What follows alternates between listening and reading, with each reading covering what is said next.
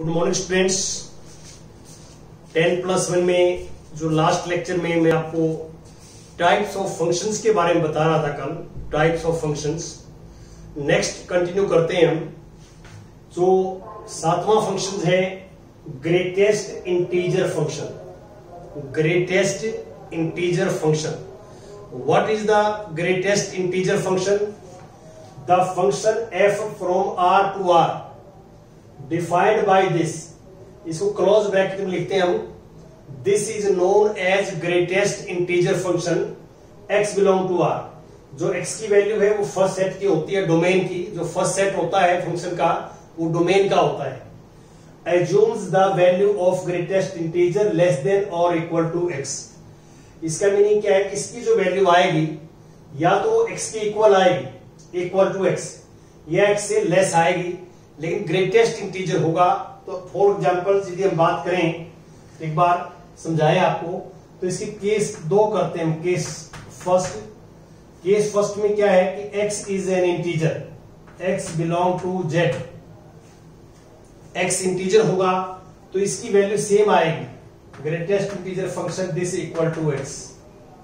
For example जैसे -2 है, -2 integer है तो दिस इक्वल टू -2। +4 है तो दिस इक्वल टू 4। 0 है तो दिस इक्वल टू 0। ये केस आप ध्यान रखिए कि x इंटीजर है तो ग्रेटेस्ट इंटीजर फंक्शन की वैल्यू इक्वल टू x ही आएगी। Second case number second, the x not belong to z, तो उस केस में जो ग्रेटेस्ट इंटीजर फंक्शन की वैल्यू आएगी वो लेस देन x आएगी। जो x की वैल्यू है उससे लेस आएगी। अब मैं थोड़ा सा आपको याद दिलाऊं, जैसे मैं लिखता हूं 1.2, तो x को मैंने 1.2 ले लिया, तो ग्रेटेस्ट इंटीजर फंक्शन ऑफ 1.2 क्या आएगा? हम 1.2 से जस्ट लेस इंटीजर के बारे में सोचेंगे। We take integer just less 1.2।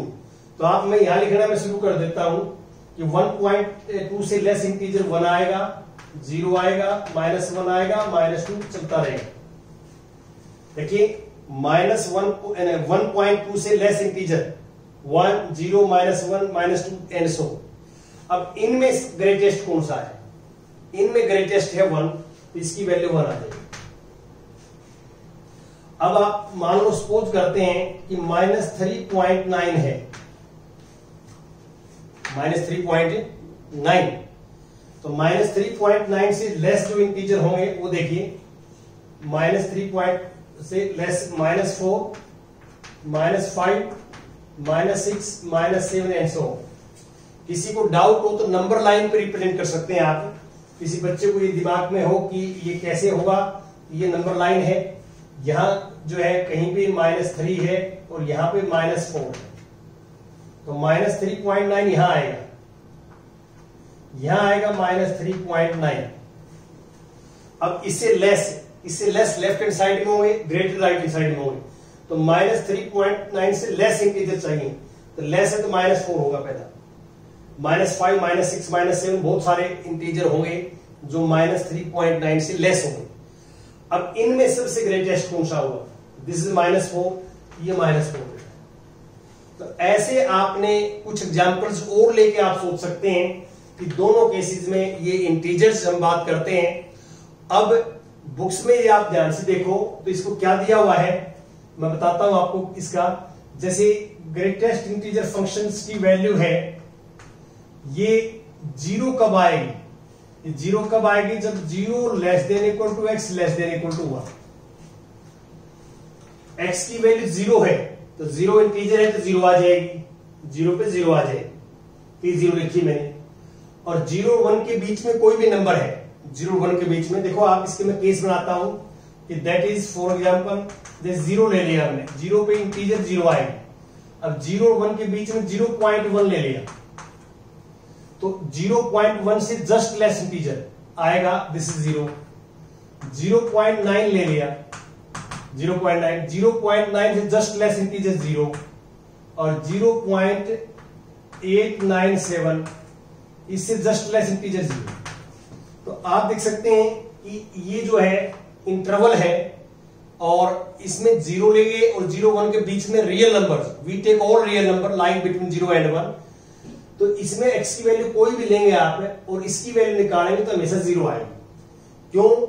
0 integer है तो सेम वैल्यू आती है, और नॉन इंटीजर है तो उसे जस्ट लेस लेना है, जस्ट लेस इंटीजर, वो 0 आएगा। ऐसे ही हम 1 के लिए कर सकते हैं कि इसकी वैल्यू 1 कब आएगी? 1 जब ये 1 less than equal to x less than 2 हो। इसकी वैल्यू 2 कब आएगी? 2 जब इसकी वैल्यू जो है -2 less than equal to x less than 3। ऐसे तो इसी तरह माइनस के फॉर्म में भी ले सकते हैं आप माइनस में। अब जैसे मान लो सपोज करता हूं इसकी वैल्यू जो है -2 आएगी। -2 कब आएगी इसकी वैल्यू? -2 तब आएगी जब x की value -2 less than equal to x less than -1। -1 और इसके बीच में होगा तो ये -2 आ जाएगी। तो ऐसे नेगेटिव साइड में भी ले सकते हैं आप। एक बार इसमें क्लियर देख सकते हैं कि इनकी जो ग्रेटेस्ट इंटीजर फंक्शन की जो वैल्यू आती है वो इंटीजर आती है। इंटीजर इसकी जो वैल्यू आएगी वो इंटीजर आएगी। आप देख सकते हैं कि जब मैंने इसके अंदर इंटीजर लिखा तो भी इंटीजर रिजल्ट आया, और नॉन इंटीजर लिखा तो इसका रिजल्ट इंटीजर आया। तो एक तो ये बात ध्यान रखना कि जो ग्रेटेस्ट इंटीजर फंक्शन की जो वैल्यू है, नाम से पता लग रहा है आपको, वो इंटीजर आएगी, नेगेटिव पॉजिटिव 0 इंटीजर आएगी। और अब इसका डोमेन रेंज की बात करें हम, डोमेन इज आर। आप x की वैल्यू कोई भी रियल नंबर पुट कर सकते हैं, x बिलोंग टू r। इसका मीनिंग क्या है? This is domain, r domain है। और रेंज अभी भी बात कर रहा था मैं आपको, रेंज आएगी z। क्यों? क्योंकि ये जो वैल्यू देगा हमारे को, वैल्यू वो हमेशा इंटीजर देगा, तो इसलिए रेंज इसकी इंटीजर आएगी। और कोडोमेन दिस इज आर। अब इसका ग्राफ बनाएं हम। ग्राफ थोड़ा सा मैं हिंट देता हूं ग्राफ का आपको। ये एक्स एक्सिस है और ये वाई एक्सिस है, दिस इज वाई एक्सिस, ये हो रही है। तो आप इसमें जैसे मान लो ये 1 है, ये 2 है, ये -1 है, ये -2 है, -2, और ये 1, ये 2। अब मान लो इसके 0 और 1 के बीच में देखो आप, 0 यहां है और 1 यहां है। 0 और 1 के बीच में वैल्यू हमेशा 0 आएगी। x 0 और 1 के बीच में होगा, ये पॉइंट आप यहां डायरेक्ट करना पड़ेगा। अब आगे देखिए 0 और 1 के बीच में x की वैल्यू 0 और 1 के बीच में है तो y इज ऑलवेज 0 आएगा, तो ये पॉइंट आ जाएगा। अब इसमें इसका ग्राफ जो है क्या बनेगा, वो ये यहां से बनेगा यहां तक, ये डायरेक्ट नहीं करेंगे आप। क्यों डायरेक्ट क्यों नहीं करेंगे यहां पे? क्योंकि 1 इसमें इंक्लूड नहीं है, x की वैल्यू 1 से लेस है, 1 से लेस है, 0 इंक्लूड है, तो 0 यहां हमने डायरेक्ट किया, और x की वैल्यू 0 और 1 के बीच में, तो y इसके ऊपर 0 रहेगा। ये पॉइंट्स आ जाएंगे ग्राफ पे। दूसरा देखो आप यहां 1 और 2 के बीच में, 1 और 2 के बीच में वैल्यू आती है 1, तो 1 यहां है,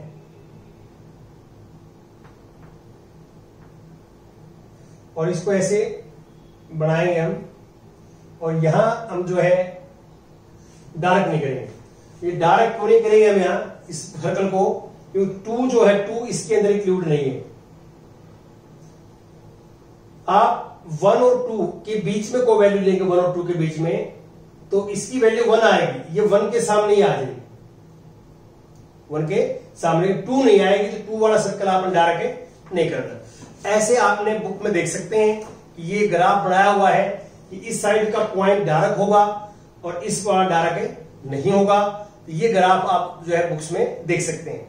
तो ये आपने डोमेन रेंज। तो हमारा जो है कल जो टॉपिक होगा वो डोमेन रेंज के बारे में बताऊंगा आपको। डोमेन रेंज हम कैसे फाइंड आउट करते हैं फंक्शंस का, मोस्ट इंपोर्टेंट टॉपिक है इसमें डोमेन और रेंज का। और ग्राफ भी काफी हेल्प करता है हमारी डोमेन और रेंज में। नेक्स्ट आता है एल्जेब्रा ऑफ रियल फंक्शंस। जो नेक्स्ट टॉपिक आता है हमारे पास है एल्जेब्रा ऑफ रियल फंक्शन। देखो हमारे पास दो फंक्शंस हों, जैसे f फंक्शन हो फ्रॉम x टू r और दूसरा g फंक्शन है this also x to r। तो आप देख सकते हैं कि दोनों का डोमेन मैच करता है, दोनों का कोडोमेन मैच करता है। दोनों का डोमेन और कोडोमेन मैच करता है तो अलजेब्रा फंक्शन में क्या है कि हम दोनों फंक्शन को एडिशन कर सकते हैं f प्लस जी एक्स। तो दोनों फंक्शन को ऐड कर दिया तो ऐड ऐसे करेंगे fx प्लस जी एक्स, और सेकंड सब्ट्रैक्ट कर सकते हैं हम एक में से दूसरा, तो इसको लिखेंगे fx माइनस जी एक्स, और तीसरा जो है हम मल्टीप्लाई कर सकते हैं इनकी f इंटू जी एक्स, इसको लिख सकते हैं fx इंटू जी एक्स, और चौथा जो पार्ट है हम इसको जो है डिवाइड कर सकते हैं, डिवाइड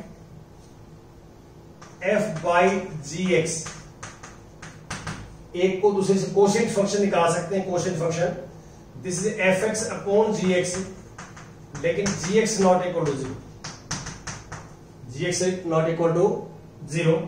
और पांचवा आता है कि हम किसी फंक्शन को स्केलर से मल्टीप्लाई कर सकते हैं। Alpha is any scalar quantity. What is scalar? Scalar is any real number. Scalar real number है, कांस्टेंट क्वांटिटी होती है, alpha is any real number. तो यहां पे इसको लिख सकते हैं अल्फा इंटू एफ एक्स।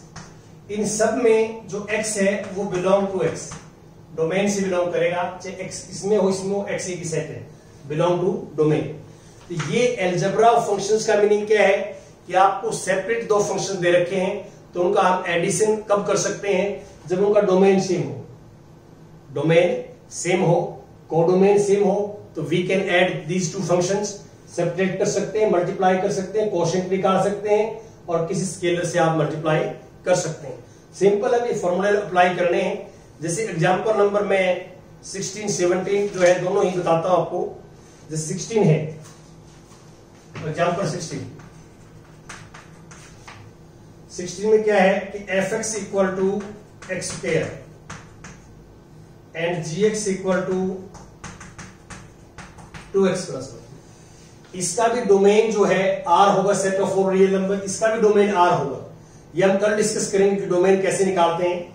और अब हम इसको निकालना क्या चाहते हैं? f प्लस जी एक्स, एडिशन करना चाहते हैं, तो इसको लिख दिया एफ एक्स प्लस जी एक्स इस फॉर्मूले से, और एफ एक्स है एक्स स्क्वायर, जी एक्स है 2x प्लस 1, तो इसको x प्लस 1 का होल स्क्वायर भी लिख सकते हैं आप। ऐसे आपने करना है, ये आप कर रहे हैं बड़े आराम से। दूसरा आपने मल्टीप्लाई करना है, डिवाइड करना है, तो ऐसे आप निकाल सकते हैं फंक्शंस को।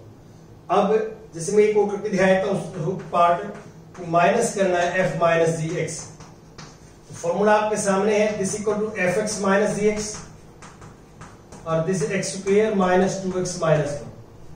ऐसे एग्जांपल नंबर 17 है। 17 देखिए, 17 एफ एक्स रूट एक्स है, एफ एक्स रूट एक्स है, और जी एक्स एक्स है, एक्स है। तो ये टू फंक्शंस दिस, और आगे दे रखा है defined over the set of non negative real number.